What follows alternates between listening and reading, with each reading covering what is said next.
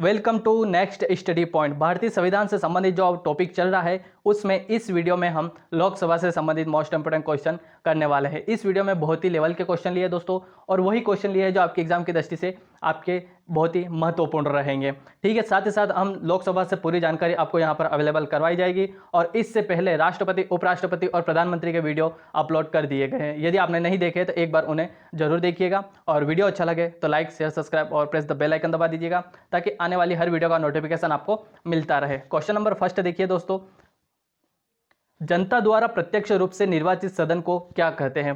तो जनता द्वारा जो प्रत्यक्ष रूप से निर्वाचित सदन होता है उसे कहा जाता है लोकसभा, जिसके हमारा टॉपिक है लोकसभा से संबंधित। तो इसमें बहुत सारे आंसर जो है लोकसभा से जुड़े हुए हैं। तो जनता द्वारा प्रत्यक्ष रूप से निर्वाचित सदन को क्या कहा जाता है? लोकसभा कहा जाता है। ठीक है, संविधान में जो लोकसभा है उसके कुल मिला के कितने सदस्य हैं? तो मूल संख्या जो है दोस्तों, इसका राइट आंसर क्या हो जाएगा? 552। ठीक है, कितना है? 552। लोकसभा में जो संविधान है, संविधान में लोकसभा में सदस्यों की संख्या कितनी रही? 552 है। ठीक है, वर्तमान की बात कर ली जाए तो वर्तमान में जो लोकसभा में कितने सदस्य हैं? तो वर्तमान में लोकसभा में कितने सदस्य हैं? 545 से। राज्य से कितने हैं? केंद्र शासित से कितने हैं? ऐसे हम स्टेप बाय स्टेप देखेंगे। राष्ट्रपति द्वारा आंग्ल भारतीय समुदाय के कितने प्रतिनिधित्वों को लोकसभा में नामित कर सकता है? ठीक है, तो राष्ट्रपति है, कुल मिलाकर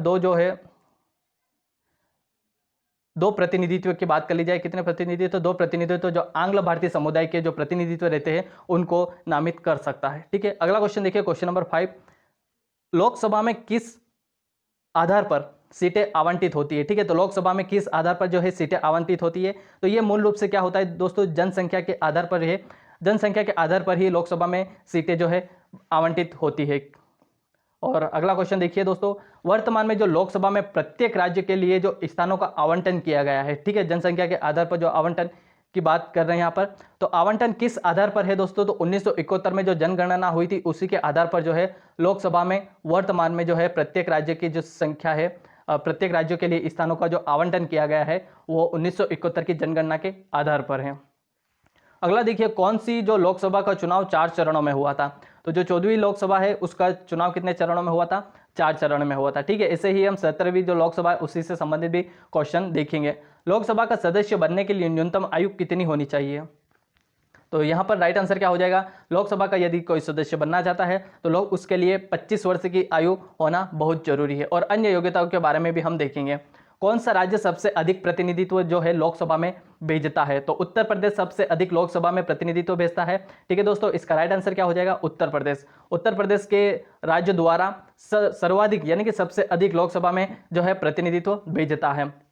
किन बड़े राज्यों में लोकसभा सीटें जो है समान है? तो राइट आंसर क्या हो जाएगा? आंध्र प्रदेश और पश्चिम बंगाल इसका राइट आंसर है। जहां पर क्या है दोस्तों, इन दो राज्यों में क्या है, लोकसभा सीटें क्या है? एक समान है। यह आपसे क्वेश्चन पूछा जाएगा एग्जाम में। ठीक है, वन लाइनर के जो मोस्ट इंपोर्टेंट है ये वन लाइनर क्वेश्चन, ये आपके एग्जाम की दृष्टि से बहुत ही महत्वपूर्ण रहेंगे। उत्तर प्रदेश के बाद सबसे अधिक संसदीय क्षेत्र किस राज्य का है? ठीक है, तो इसका राइट आंसर क्या हो जाएगा? महाराष्ट्र राज्य का। महाराष्ट्र राज्य से उत्तर प्रदेश के बाद सर्वाधिक सीटें जो है महाराष्ट्र के राज्य में उपस्थित है। अगला देखिए, किस राज्य में लोकसभा सदस्यों की संख्या जो है सबसे कम है? ठीक है, तो सबसे जो लोकसभा सीटें सबसे कम किस में है? तो ये है आपके नागालैंड, सिक्किम और मिजोरम में जो है सर्वाधिक यानी कि सबसे कम जो है, सबसे कम की बात कर रहे हैं यहाँ पर, तो लोकसभा सदस्यों की संख्या सबसे कम है। अगला क्वेश्चन देखिए, लोकसभा का नेता कौन होता है? ठीक है, तो राइट आंसर क्या हो जाएगा? यहाँ पर लोकसभा का जो नेता होता है वो होता है प्रधानमंत्री होता है। ठीक है, लोकसभा का नेता, और लोकसभा के जो अध्यक्ष, लोकसभा अध्यक्ष के बारे में भी आपको बताएंगे हम। भूतपूर्व सांसदों और सदस्यों को पेंशन व्यवस्था कब लागू की गई? ठीक है, तो ये आपको देखना है दोस्तों, मोस्ट इंपोर्टेंट क्वेश्चन है, यहाँ से आपको समझाएंगे। भूतपूर्व सांसद जो रहते हैं दोस्तों, ठीक है, जो भूतपूर्व सांसद जो किसी समय सांसद रहे थे अपने पद पर, और फिर भूतपूर्व यानी कि आप सभी को पता है भूतपूर्व से संबंधित क्या होता है, तो भूतपूर्व सांसद सदस्य जो रहते हैं उन सदस्यों की पेंशन व्यवस्था कब से लागू की गई? तो ये जो राइट आंसर हो जाएगा, ऑप्शन जो इसमें जो राइट आंसर क्या है, 1976 से लागू की गई, यानी कि राइट आंसर क्या हो जाएगा? 1976। लोकसभा में कम से कम कितने सत्र जरूरी होते हैं? ठीक है, तो वर्ष में 2 बार तो सत्र बुलाने ही रहते हैं। ठीक है, एक वर्ष में कितने सत्र होना चाहिए? 2 सत्र होना बहुत जरूरी होता है। लोकसभा में कौन भंग कर सकता है, ठीक है। लोकसभा को भंग करने की यदि आपसे क्वेश्चन में बात बनती है तो लोकसभा को कौन भंग कर सकता है दोस्तों, राष्ट्रपति जो है इसको भंग कर सकता है, लेकिन अकेला राष्ट्रपति नहीं कर सकते। प्रधानमंत्री जब तक प्रधानमंत्री की सलाह लेंगे, उसके बाद प्रधानमंत्री की जब जो रहेगा फैसला उसके अनुसार जो राष्ट्रपति को बताया जाएगा, उसके बाद जो है लोकसभा भंग होती है, ठीक है। तो लोकसभा भंग कैसे होगी दोस्तों, राष्ट्रपति जो है प्रधानमंत्री की सलाह पर जो है कर सकता है। अगला मोस्ट इंपोर्टेंट क्वेश्चन है, बहुत सी बार एग्जामों में पूछा हुआ क्वेश्चन है, वित्तीय बिल जो रहता है दोस्तों कहाँ पास हो सकता है, ठीक है। वित्तीय बिल हमेशा लोकसभा में ही पास होता है। कहाँ पर पास होता है, वित्तीय बिल जो है लोकसभा में पास होता है। और अविश्वास प्रस्ताव की बात कर ली जाए किस सदन में लाया जाता है, तो अविश्वास प्रस्ताव जो है लोकसभा में लाया जाता है। कहाँ पर लाया जाता है, लोकसभा में लाया जाता है। बजट किसके द्वारा पारित किया जाता है, तो जो हर साल बजट होता है पारित, वो किसके द्वारा होता है दोस्तों, लोकसभा के द्वारा जो है बजट पेश किया जाता है। अगला क्वेश्चन देखिए 21 नंबर का जो क्वेश्चन बन रहा है, लोकसभा के सदस्यों की निर्योग्यता से संबंधित प्रश्नों का निर्णय कौन करता है। यदि कोई लोकसभा के सदस्य है, उनकी जो योग्यता में यदि कोई कमी है, मतलब कुछ भी कोई भी प्रॉब्लम है, ठीक है, निर्योग्यता है, तो उनसे संबंधित यदि कोई प्रश्न बनता है तो उसका निर्णय किसके द्वारा किया जाता है, लोकसभा के अध्यक्ष द्वारा किया जाता है, ठीक है। लोकसभा के अध्यक्ष द्वारा ही उसका निर्णय लिया जाता है। अस्थायी लोकसभा अध्यक्ष कौन होता है, तो राइट आंसर क्या हो जाएगा, प्रोटेम स्पीकर जो रहता है वो अस्थायी लोकसभा अध्यक्ष होता है। अगला क्वेश्चन देखिए यहाँ पर, प्रोटेम स्पीकर की नियुक्ति कौन करता है, ठीक है। आपसे क्वेश्चन में पूछा जाएगा प्रोटेम स्पीकर की नियुक्ति कौन करता है, तो राइट आंसर क्या हो जाएगा, जो राष्ट्रपति रहते हैं वही प्रोटेम स्पीकर की जो है नियुक्ति करते हैं। कितने दिनों तक अनुपस्थित रहने पर लोकसभा के सदस्यों की सदस्यता जो है समाप्त हो जाएगी। यदि आपसे पूछा जाए 2 महीने, 4 महीने, 6 महीने, तो आपका राइट जो आंसर रहेगा वो रहेगा 2 माह। लेकिन यदि आपसे क्वेश्चन में पूछा जाए, क्वेश्चन में तो यही क्वेश्चन बनेगा, लेकिन ऑप्शन में यदि दे रहे कि 50 दिन, 60 दिन, 70 दिन या 90 दिन, तो आपका जो राइट आंसर रहेगा वो हमेशा 60 दिन रहना चाहिए। कितने दिन, 60 महीने। और यदि माह ऑप्शन में दिए हो कि 2 माह, 1.5 माह ऐसे दिए हो, तो आपके 2 माह राइट आंसर होंगे। और यदि दिन दिए हो तो टोटल मिलाकर 60 दिन की जो है ये रहती है, ठीक है। 7 दिन तक यदि किसी सदस्य की सदस्यता उस सदस्य की जो है अनुपस्थिति रहेगी तो उसकी सदस्यता क्या करती जाएगी, समाप्त करती जाएगी। 60 दिन यहाँ पर ध्यान रखना आपको, ठीक है। और किस विधेयक को केवल लोकसभा ही पारित कर सकती है, तो आपको अभी मैंने बताया है जो वित्त विधेयक रहते हैं, ठीक है, वो केवल लोकसभा के द्वारा ही पारित होते हैं। तो राइट आंसर क्या हो जाएगा, वित्त विधेयक हो जाएगा। मंत्रिपरिषद से संबंधित यदि बात करते हैं तो मंत्रिपरिषद जो रहता है किसके प्रति उत्तरदायी रहता है दोस्तों, तो राइट आंसर क्या हो जाएगा, लोकसभा के प्रति उत्तरदायी रहता है मंत्रिपरिषद। तो मंत्रिपरिषद से संबंधित क्वेश्चन हम समझेंगे। और किस अवस्था में, यदि क्वेश्चन नंबर यहाँ पर बात कर ली जाए 27 की, किस अवस्था में जो संसद रहता है लोकसभा का कार्यकाल बढ़ा सकती है, तो आपातकाल की जब स्थिति रहती है, ठीक है, उस समय क्या होता है, जो है आपातकाल की स्थिति में संसद जो रहती है लोकसभा का कार्यकाल बढ़ा सकती है। कितनी बार कार्यकाल बढ़ा है, क्या हुआ क्या नहीं, यह सभी हम देखेंगे आगे इस वीडियो में। संसद में एक बार में यदि बात कर ली जाए दोस्तों, एक संसद एक बार में लोकसभा के कार्यकाल में कितने समय की वृद्धि कर सकती है, तो राइट आंसर क्या हो जाएगा, यदि आपातकाल के दौरान यदि कार्यकाल में वृद्धि करनी है तो 1 वर्ष के लिए एक बार में वृद्धि कर सकता है। उसके बाद यदि 1 साल की जब कार्यकाल खत्म हो जाता है, ठीक है, यानी 5 साल को हमने 6 साल भी कर दिया, लोकसभा का कार्यकाल चलते चलते 6 साल हो गए। 6 साल के बाद जब कुल मिलाकर 6 महीनों के अंदर क्या है, वोटिंग मतलब चुनाव जो है करवाना अनिवार्य है। 6 महीने के भीतर वहां पर लोकसभा का नया सत्र शुरू करना रहता है, ठीक है। नया जो कार्यकाल, नया चुनाव के दौरान जो भी रहता है वो करना रहेगा, ठीक है। चुनाव करवाना जो भी प्रोसेस है वो करवानी रहेगी।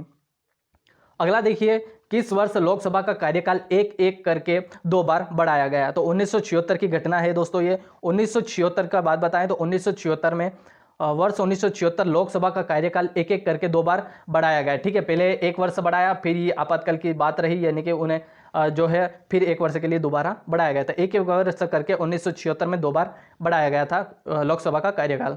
राजनीतिक जो बात कर ली जाए, शून्यकाल का क्या अर्थ होता है, प्रश्न से संबंधित प्रश्नोत्तर का सत्र रहता है, उससे कहा जाता है शून्यकाल कहा जाता है।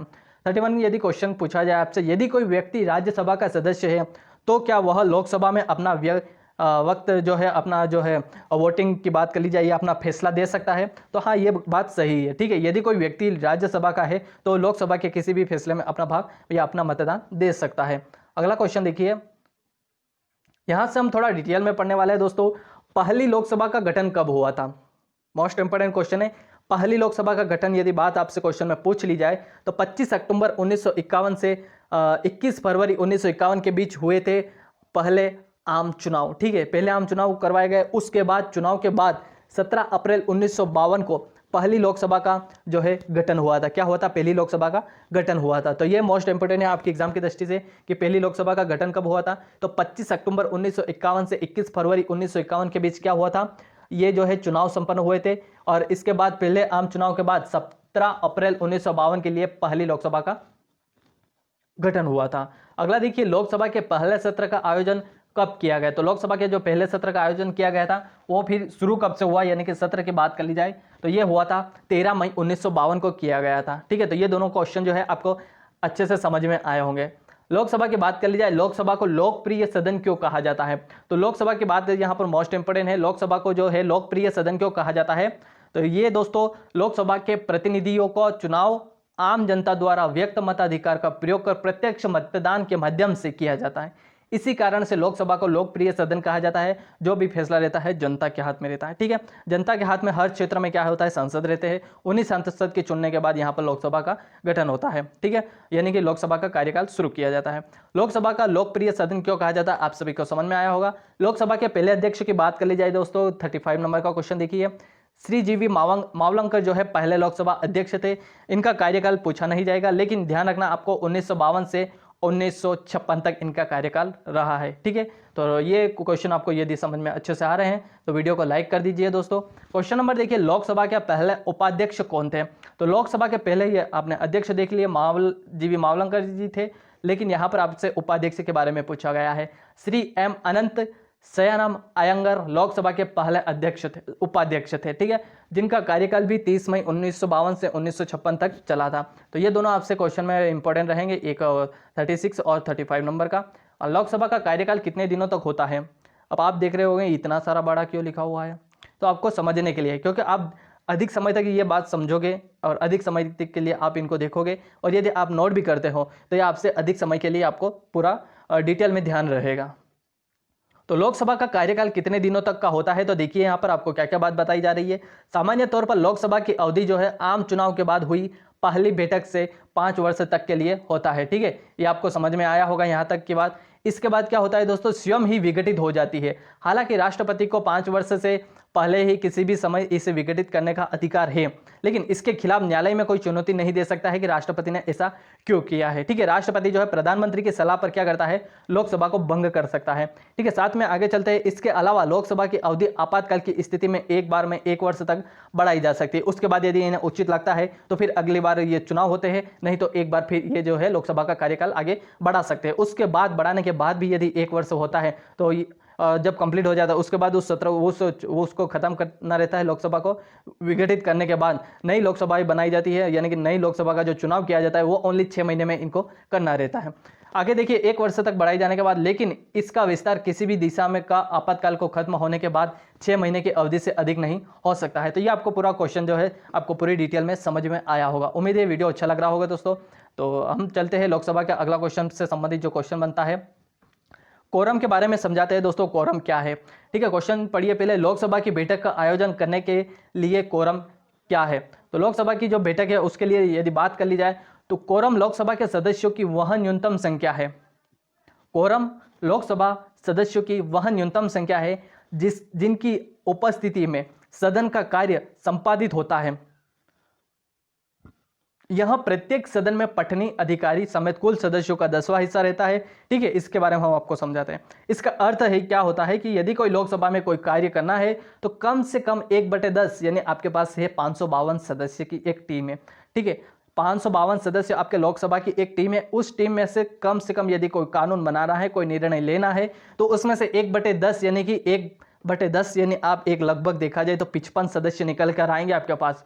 उन 55 सदस्य के द्वारा ही आप उपस्थिति होने चाहिए लोकसभा का। यदि कोई आपको कोई जो है कोरम तैयार करना है, कोरम उसी को कहा जाता है। ठीक है, तो लोकसभा के लिए कोरम से संबंधित नियमों का उल्लंघन जो है अनुच्छेद 100 ग बोल सकते हैं या 103 बोल सकते हैं, उसके तहत 100C भी बोल सकते हो। ठीक है, तो तहत किया गया है। ठीक है, अनुच्छेद कौन सा है आपके 100वां और ग बोल सकते हो, सी बोल सकते हो या 3 बोल सकते हो। तो कोरम आपको समझ में आया होगा। यदि कोई कोरम है, ठीक है, लोकसभा की बैठक का आयोजन करने के लिए कोरम क्या है, तो कोरम लोकसभा के सदस्यों की वह न्यूनतम संख्या है। कौन सा संख्या है? 1/10वां भाग बता रहे हैं यहाँ पर, जिनकी उपस्थिति सदन का कार्य संपादित होता है। यदि कोई यहाँ पर कोई कानून बनाना या कुछ भी वर्क रहता है लोकसभा के संबंधित, तो वहाँ पर कोरम बनाया जाता है, और कोरम तैयार होता है लगभग 1/10 आपके पास सदस्य होने चाहिए कुल मिलाकर, ठीक है, यानी कि 55 सदस्य आपके पास होने चाहिए एक कोरम तैयार करने के लिए। लोकसभा का पीठासीन अधिकारी कौन होता है?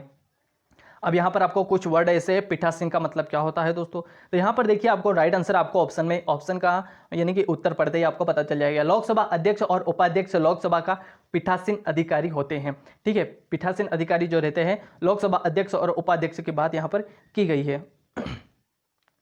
अगला क्वेश्चन देखिए, क्वेश्चन नंबर क्या बोलता है, लोकसभा अध्यक्ष का कार्यकाल कितने दिनों का होता है? तो यहाँ पर कौन कौन से जो है बात करते हैं कितने कार्यकाल का क्या वर्क रहता है इनके लोकसभा का। तो लोकसभा की पहली बैठक के बाद से जब तक लोकसभा का विघटन नहीं हो जाता है, जब तक नए चुनाव नहीं हो जाते हैं, तब तक लोकसभा अध्यक्ष का कार्यकाल जो रहेगा चलता रहेगा। उसके बाद अध्यक्ष का कार्यकाल जारी रहता है। इसके अलावा संविधान की धारा 94, 101, 102 में निर्दिष्ट किसी भी कारण से अगर वहां लोकसभा का सदस्य नहीं रह जाता तो लोकसभा अध्यक्ष रूप में इसका कार्यकाल भी समाप्त हो जाता है, ठीक है। यदि वो लोकसभा अध्यक्ष समाप्ति हो जाती है, लोकसभा के जो है लोकसभा में लोकसभा की सदस्यता यदि त्याग देते हैं, तो उसके बाद लोकसभा के जो है अध्यक्ष की जो है वहां से उनका लोकसभा का अध्यक्ष का कार्यकाल भी खत्म हो जाता है।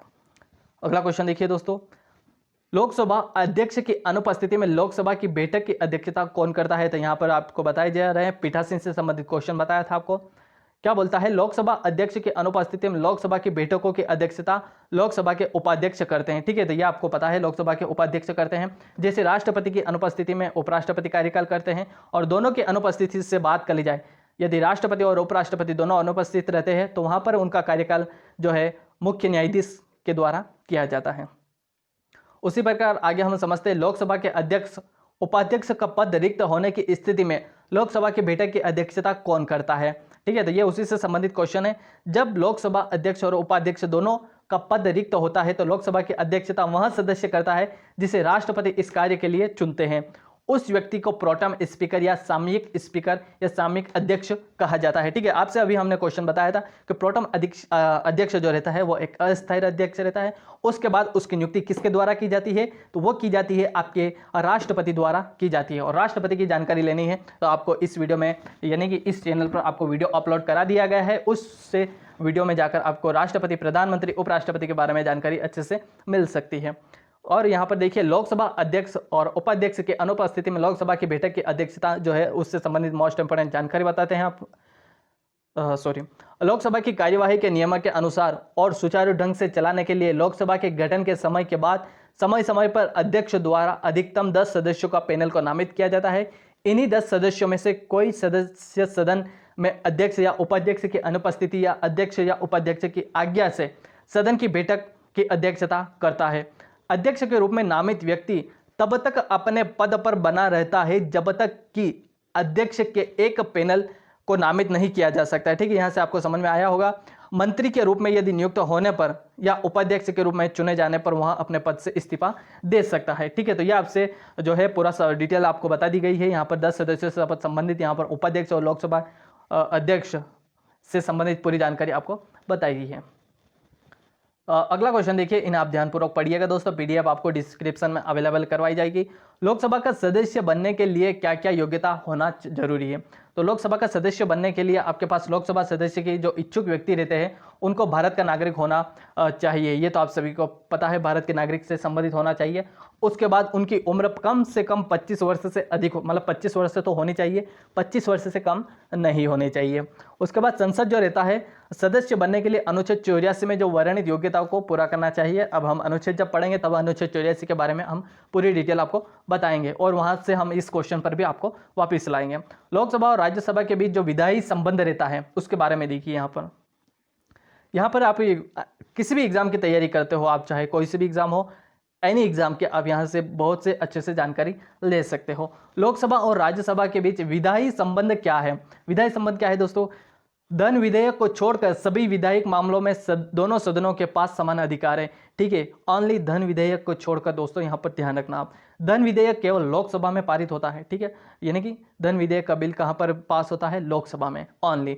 उसके बाद लोकसभा के पास जो योग्यता है, लोकसभा के पास जो मामलों दोनों सदनों के पास जो अधिकार है वही लोकसभा के पास अधिकार है और वही राज्यसभा के अधिकार दोनों के पास एक समान अधिकार है। दोनों सदनों का मुख्य कार्य कानून पारित करता है और प्रत्येक विधेयक की दोनों सदनों द्वारा पारित जो करने के बाद कानून बनने से पहले उन पर राष्ट्रपति का हस्ताक्षर जो है सिग्नेचर लेना अनिवार्य रहता है। और धन विधेयक के मामले में लोकसभा को विशेष अधिकार प्राप्त है, ये केवल लोकसभा के लिए है। ठीक है, तो दोनों सदनों के पास समान अधिकार है, लेकिन धन विधेयक का जो मामला है वो केवल लोकसभा के पास है। अगला जो है मोस्ट इंपोर्टेंट क्वेश्चन है, यहां से आपको 4 ऑप्शन मिलना शुरू होते हैं। निम्नलिखित में से कौन भारत की संसद का अंग नहीं है। ठीक है, तो यहां से आपका राइट आंसर क्या बनेगा, भारत की संसद का अंग क्यों नहीं है, लोकसभा अध्यक्ष। क्योंकि दोस्तों भारत की संसद के अंग कौन कौन से ये पहले आपको पता होना चाहिए। भारत की संसद के अंग है राष्ट्रपति, राज्यसभा और लोकसभा। भारत की संसद के 3 अंग होते हैं, राज्यसभा, लोकसभा, राष्ट्रपति। ठीक है, तो राष्ट्रपति के बारे में हमने पढ़ लिया है, लोकसभा के बारे में पढ़ रहे हैं और राज्यसभा का जो है अगला वीडियो आएगा। तो यहाँ पर आपको समझना ये है कि भारत की संसद के पास 3 अंग है, लोकसभा, राज्यसभा और राष्ट्रपति। ठीक है, इसके बाद क्या होता है, लोकसभा इसका अध्यक्ष नहीं होता है, यानी कि संसद का अंग नहीं है। लोकसभा अध्यक्ष भारत की संसद का अंग नहीं होता है, अंग केवल 3 होते हैं जो आपको बता दिए गए हैं। और अगला क्वेश्चन देखते हैं हम अब, निम्न में से कौन सुमेलित नहीं है। यहाँ पर 4 ऑप्शन से आपको राइट आंसर कौन सा बनेगा ये आपको बताना है। तो पहला ऑप्शन जो बनता है संसद, संसद का जो है यहाँ पर संसद के बारे में क्या बताया गया है, यह केंद्र सरकार के विधायी अंग है। क्या संसद केंद्र सरकार के विधायी अंग है, तो ये तो ठीक है, ऑप्शन नंबर ए इसका राइट आंसर है। ऑप्शन नंबर बी बोलता है लोकसभा जो है निचला सदन है। हाँ भाई ये भी ठीक है, लोकसभा जो है निचला सदन है। ऑप्शन नंबर सी क्या कहता है, राज्यसभा क्या है, उच्च सदन है। ठीक है, तो आपको ऑप्शन में ये से ही देखने हैं, यदि आपसे ऑप्शन 4 बता रहे हैं तो आप चारों के ऑप्शन के बारे में पूरी डिटेल हो तभी आप इसका राइट आंसर बताना है। ठीक है, यहाँ से 3 ऑप्शन आपको मिल रहे हैं, 3 ऑप्शन जो है तीनों बराबर इक्वल यानी कि सही बैठते हैं। तो चौथा ऑप्शन आपको नहीं पता है तो भी आप उसको राइट आंसर लगाइए, क्योंकि हाउस ऑफ कॉमन्स जो है ऊपरी सदन नहीं है। ठीक है, तो ऊपरी सदन नहीं है यहाँ पर, और हाउस ऑफ कॉमन्स क्या है ये आपको बताना है। ठीक है, हम आपको बता रहे हैं, मतलब हाउस ऑफ कॉमन्स जो है ब्रिटेन की संसद का एक निचला सदन है, लेकिन आपके पास ऑप्शन में क्या बताया गया, ऊपरी सदन है। तो यहां से ऑप्शन डी इसका राइट आंसर हो जाता है, क्योंकि ऑप्शन नंबर डी जो है पूर्ण रूप से गलत है।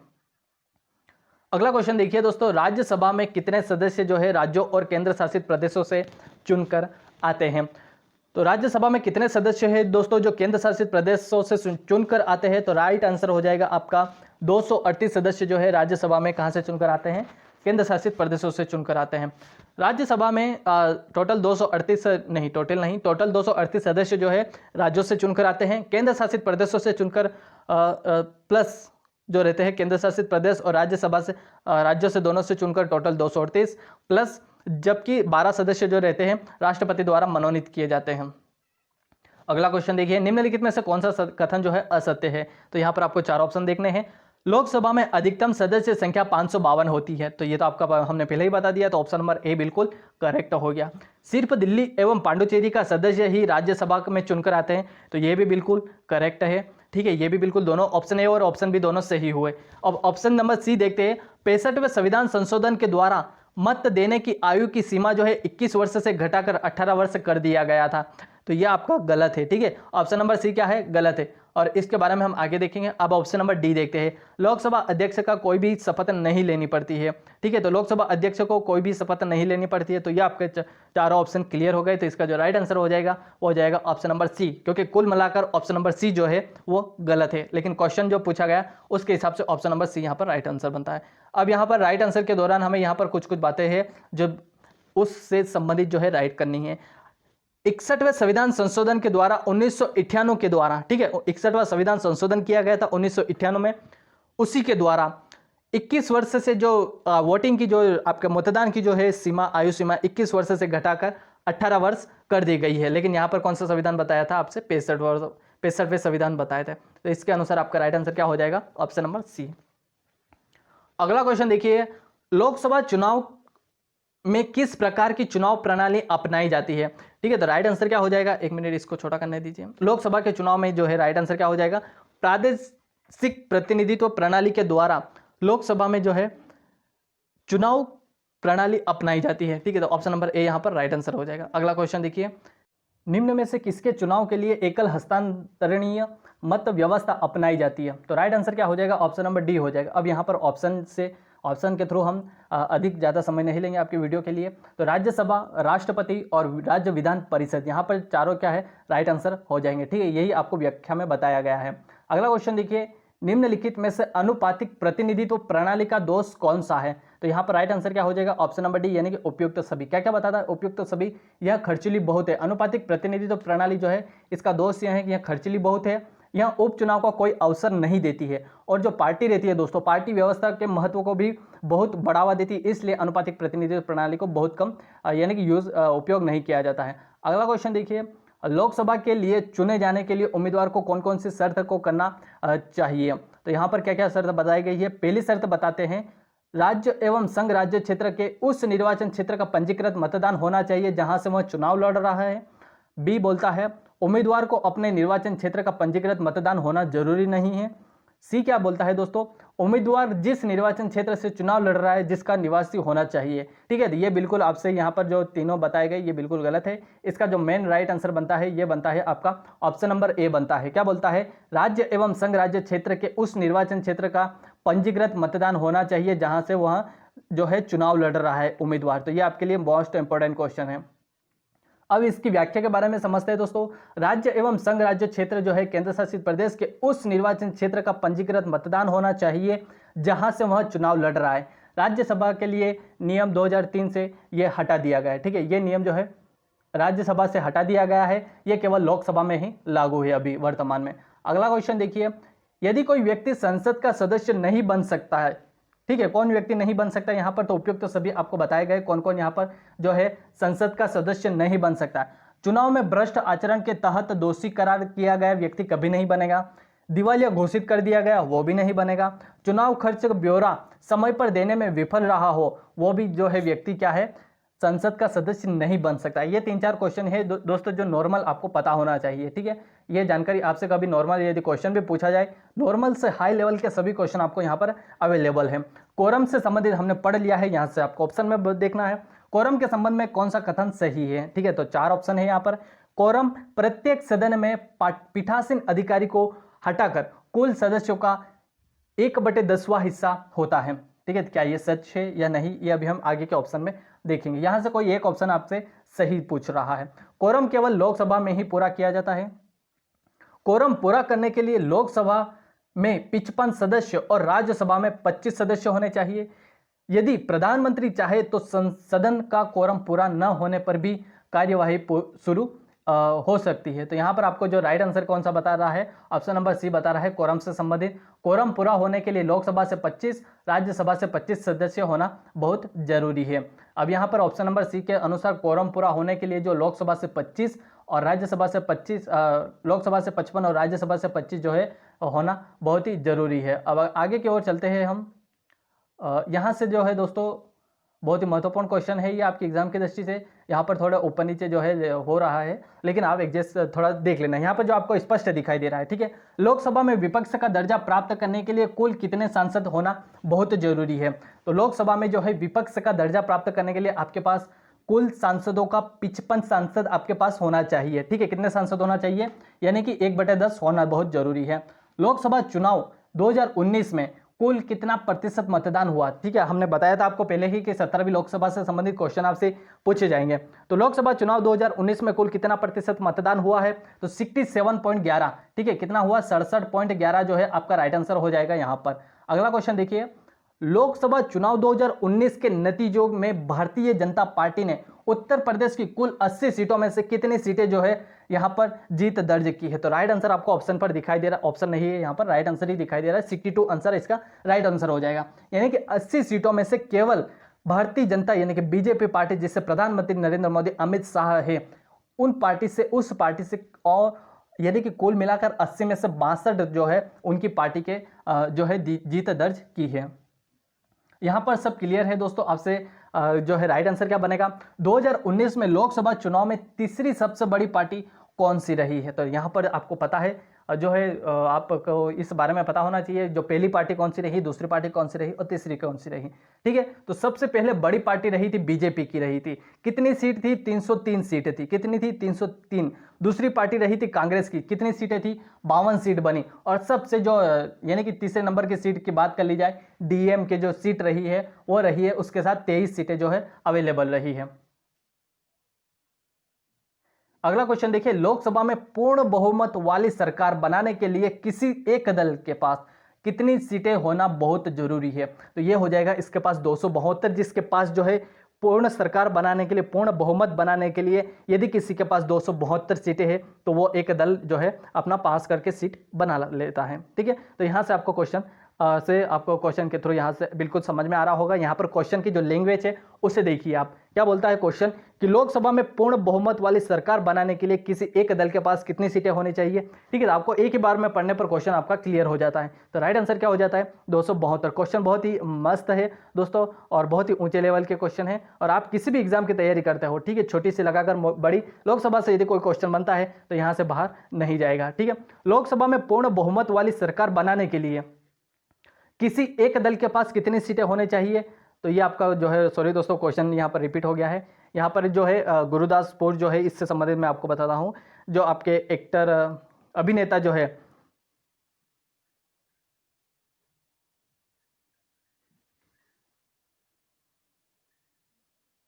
अभिनेता से एक क्वेश्चन बताए, गुरदासपुर के जो अभिनेता, वही यहाँ पर आपसे क्वेश्चन में पूछा हुआ है, लेकिन यहाँ पर पीडीएफ में थोड़ी मिस्टेक हो गई है। जो सॉरी दोस्तों, जब याद आ जाएगा मेरे को, अभिनेता का नाम याद नहीं आ रहा है। नेक्स्ट क्वेश्चन देखिए, अभी हाल ही में किस लोकसभा के गठन के लिए भारतीय आम चुनाव जो है कराए गए हैं। तो राइट आंसर क्या हो जाएगा, 17वीं लोकसभा के लिए अभी हाल ही में जो है 2019 में आम चुनाव करवाए गए हैं। ठीक है, तो अगला क्वेश्चन देखिए, समाजवादी पार्टी के जो अखिलेश यादव में भाजपा उम्मीदवार व दिनेश लाल यादव निहरूआ को हराकर अपनी जीत दर्ज की है, तो वे कहां से जीते हैं। ठीक है, तो वो आजमगढ़ यूपी से जीते हैं। कौन जीते हैं, समाजवादी पार्टी के अखिलेश यादव ने भाजपा उम्मीदवार के साथ साथ दिनेश लाल यादव निहरूआ को हराकर आजमगढ़ उत्तर प्रदेश से क्या है, समाजवादी पार्टी के पक्ष में जो है वोट जीते हैं। लोकसभा चुनाव 2019 में कांग्रेस को कुल कितनी सीटें मिली है। तो राइट आंसर क्या हो, हमने आपको अभी बताया है। दूसरे नंबर पर जो है कुल मिलाकर जो है, पहली बीजेपी 303 के साथ, दूसरी रही कांग्रेस 52 के साथ, और तीसरी रही डीएमके ओनली 23 सीटों के साथ। तो ये आपको क्वेश्चन क्लियर होना चाहिए। कितने वर्ष बाद एक दल को लगातार दूसरी पूर्ण बहुमत मिला है। तो 48 साल के बाद ऐसा हुआ है कि यानी कि एक दल को लगातार दूसरी बार पूर्ण बहुमत मिला है। ठीक है, तो वो कैसे मिला है, बीजेपी को मिला है। सीपीआई उम्मीदवार कन्हैया कुमार जिन्हें हार का सामना करना पड़ा, वे किस निर्वाचन क्षेत्र में चुनाव लड़ी थी। तो राइट आंसर हो जाएगा बेगूसराय क्षेत्र से जो है चुनाव लड़ी थी वो। 17वीं लोकसभा में कुल कितनी महिलाएं जीतकर लोकसभा पहुंची है। तो कुल मिलाकर 78 महिलाओं ने जो है लोकसभा में चुनाव जीता है और वह लोकसभा पहुंची है। ठीक है, लोकसभा की जो बात कर ली जाए, अधिकतम सीटों की संख्या कितनी है, अभी वर्तमान में तो 545 है, और कुल मिलाकर सदन के अनुसार कितनी है, 552 है। यहां पर बात कर ली जाए लोकसभा 2019 चुनाव में सबसे कम मतों से जीत हासिल करके सांसद कौन बने हैं। तो सबसे कम जो बीपी सिरोज है, बीपी सिरोज ने सबसे कम जो है पद हासिल किए हैं, यानी कि जो जीत हासिल करने में उन्होंने सबसे कम जो है चुनाव का फासला रहा है, और वो रहा है बीपी सिंह सिरोज के साथ 181 जो है चुनाव के साथ 181 जो है पद के साथ। बात कर ली जाए दोस्तों, 181 की बात बता रहे हैं यहाँ पर, 181 वोट से ही जीते हैं वो। प्रधानमंत्री नरेंद्र मोदी का संसदीय क्षेत्र कौन सा रहा। तो आप सभी को पता है, वाराणसी क्षेत्र से है प्रधानमंत्री नरेंद्र मोदी। यदि अगला क्वेश्चन बनता है, स्मृति ईरानी ने बीजेपी से है ने अमेठी संसदीय क्षेत्र से जीत दर्ज करके उन्होंने किसे हराया था। ठीक है, उनके विपक्ष में का जो नेता कौन था, वो थे राहुल गांधी, जिन्होंने अमेठी के राहुल गांधी को स्मृति ईरानी ने अमेठी संसदीय क्षेत्र में हराया था। अगला क्वेश्चन देखिए, लोकसभा चुनाव 2019 में कांग्रेस को कुल कितनी सीटें मिली है। तो यहां पर राइट आंसर हो जाएगा, कांग्रेस को जो है 52 सीटें मिली है, और 2014 का जो चुनाव क्षेत्र था उसमें कितनी मिली थी, 44 सीटें मिलकर यहाँ पर जो है सेकंड नंबर पर रही थी। ठीक है, अगला क्वेश्चन देखिए, लोकसभा चुनाव में एनडीए की बात कर ली जाए, नेशनल डेमोक्रेटिक जो अलायंस है को कुल कितनी जो सीटें मिली है 352, और इसमें कौन जुड़ी हुई है, अपनी बीजेपी जुड़ी हुई है जिसके पास 303 वोट मिले हैं। 2014 में बीजेपी को कितने जो है एनडीए को कितने वोट मिले थे, 336 वोट मिले थे, और अभी कितने मिले हैं, 352 मिले हैं। यहाँ पर देखा जाए अगला क्वेश्चन जो है इस वीडियो का लास्ट क्वेश्चन है, ये एक और है, लोकसभा चुनाव 2019 में बीजेपी ने कितने सीटें जीती है।